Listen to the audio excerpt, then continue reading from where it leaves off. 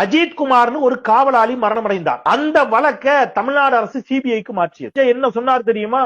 அது CBI RSS பிஜேபியோட கைப்பாவையா தான் இருக்கு. ஏன் நீங்க அங்க போய் ஒளிஞ்சுக்கிறீங்க?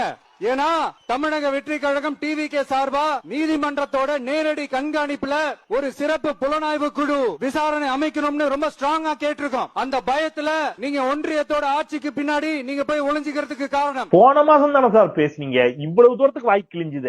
எப்படி சிறப்பு புலனாய்வு குழு விசாரணைக்கு அஞ்சு அப்படின்னீங்களே, இப்ப எதற்கு அஞ்சு நீங்க சிபிஐ போய் சரண்டர் ஆயிருக்கிறீர்கள்?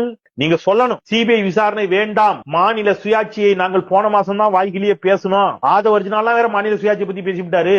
அண்ணா இருந்தா அழுதே செத்துருப்பாரு. நீ எல்லாம் மாநில சுயாட்சியை பேசி கேட்க வேண்டிய நிலைமையாடான்னு கேட்டுப்பாரு அண்ணா. அப்ப ஒரிஜினா மாநில சுயாட்சியை பத்தி பேசினாரு. எங்க தலைவர் விஜய்க்கு வேற நாங்க அதை எழுதி கொடுத்தோம். அவர் மனப்பாடம் பண்ணிட்டு வந்து மாநில சுயாட்சி எல்லாம் பேசிட்டு போயிட்டாரு. சிபிஐக்கு நாங்க எதிரி, சிபிஐ என்றாலே பாஜக ஆர்எஸ்எஸ் கைப்பாவை என்று நாங்கள் சொல்லி இருக்கிறோம். சிபிஐ விசாரணையை நீங்க கேட்டீங்கன்னா அது என்ன ஆகும் அப்படின்னு நீங்க என்ன செய்யணும்? பேசணும். சோத்துல துளியூண்டு டாடா சால்ட் போட்டு பேசுறவங்களா சாப்பிடறவங்களா இருந்தா இதெல்லாம் கேட்கணும். டாடா சால்ட்டா என்ன சால்ட்?